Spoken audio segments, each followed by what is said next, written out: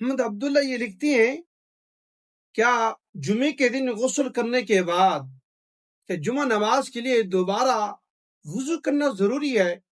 کیونکہ جب ہم غسل کرتے ہیں تو اس وقت ہمارا ہاتھ جو ہے نا پرائیویٹ پارٹس کو لگتا ہے، یا کسی طریقے سے ہم اس کو چھو لیتے ہیں ضرورت کے تحت، تو اس کے باوجود بھی کیا ہمارا غسل کرنے کے بعد وضو باقی رہتے ہیں؟ اور اسی طرح جب ہم ڈریسنگ روم کے اندر کپڑے چینج کرنے کے لیے جب آتے ہیں تو جب ہم کپڑے بدلتے ہیں ہم مکمل طور پر برہنہ ہوتے ہیں، تو اس وقت کیا کپڑے مکمل طور پر اتارنے کے بعد کیا وضو باقی رہتا ہے؟ اور یہ محمد عبداللہ نے یہ ہم سے سوال پوچھا ہے۔ دیکھیے بہت ہی زبردست سوال ہے کہ جب ہم نماز پڑھتے ہیں تو پھر ہمیں نماز کے مسائل بھی سیکھنے چاہیے، اور یاد رکھیں یہ جو دین اسلام ہے نا اس کے اندر جتنے بھی اعمال ہیں وہ سارے کے سارے پاکیزگی کے ساتھ ہیں، یعنی کہ ان اعمال کے اندر سب سے زیادہ عمل دخل جو ہوتے ہیں وہ پاکیزگی کا ہوتا ہے۔ اور یہ نماز جیسا عمل جس کے بارے میں حدیث پاک میں آتا ہے کہ اللہ کے پیارے نبی صلی اللہ علیہ وسلم نے ارشاد فرمایا کہ کل قیامت والے دن سب سے پہلے جس عمل کا حساب کتاب کیا جائے گا وہ نماز ہوگی۔ اور اسی طرح ایک اور حدیث میں آتا ہے کہ رسول اللہ صلی اللہ علیہ وسلم نے ارشاد فرمایا کہ نماز جو ہے نا میری آنکھوں کی ٹھنڈک ہے۔ تو اتنا بڑا عمل ہے، تو پھر جب ہم یہ ادا کر رہے ہوتے ہیں تو پھر ان کے مسائل سیکھ کر ہمیں نماز پڑھنی چاہیے، ہمیں یہ اعمال کرنے چاہیے۔ دیکھیں یہ جو مسئلہ ہے نا میں آپ لوگوں کو بہت ہی آسان لفظوں میں سمجھانے جا رہا ہوں، ویڈیو اگر آپ آخر تک دیکھ لیتی ہیں تو یہ ساری باتیں آپ کو مکمل طور پر سمجھ میں آ جائیں گی۔ دیکھیں سب سے پہلی بات آپ یہ سمجھیں کہ دیکھیں غسل کس طرح کیا جاتا ہے۔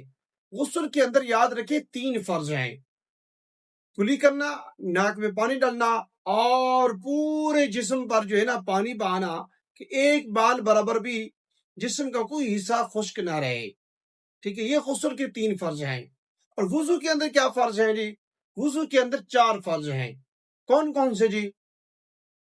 چہرے کا دھونا، دونوں بازو کا دھونا، چوتھائی سر کا مسح کرنا، اور دونوں پاؤں کو دھونا، یہ 4 فرض ہیں۔ جب ہم غسل کر رہے ہوتے ہیں، یعنی کہ جب ہم غسل کا تیسرا فرض ادا کر رہے ہوتے ہیں، یعنی کہ پورے جسم پر اس طرح پانی بہانا کہ ایک بال برابر بھی کوئی جگہ خشک نہ رہے، جب ہم یہ فرض ادا کر رہے ہوتے ہیں کیا جو وضو کے اندر جن اعضاؤں کو ہم دھوتے ہیں کیا وہ نہیں دھلتے؟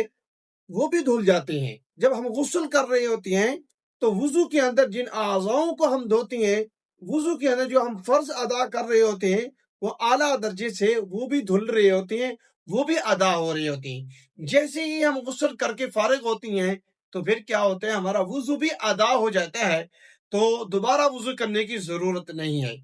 اور باقی یہ جو مسئلہ پوچھا ہے برہنہ ہونے کے بعد جب ہم کپڑے چینج کرتے ہیں تو کیا اس سے وضو ٹوٹ جاتے کہ نہیں؟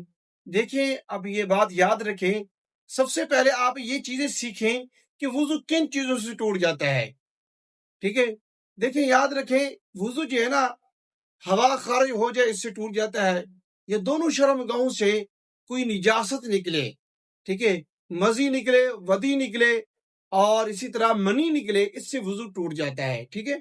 اور اسی طرح جو ہے نا پیشاب آئے وضو ٹوٹ جاتا ہے۔ اور اسی طرح نماز کی حالت میں انسان جب نماز پڑھ رہا ہو تو کہکا لگا کر ہنسے، اس سے بھی وضو ٹوٹ جاتا ہے۔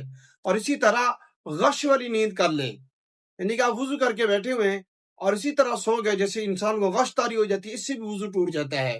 اور اسی طرح جسم کے کسی بھی حصے سے خون نکلے، پیپ نکلے، ٹھیک ہے نا، اور پیپ نکل کر بہے تو اس سے وضو ٹوٹ جاتا ہے۔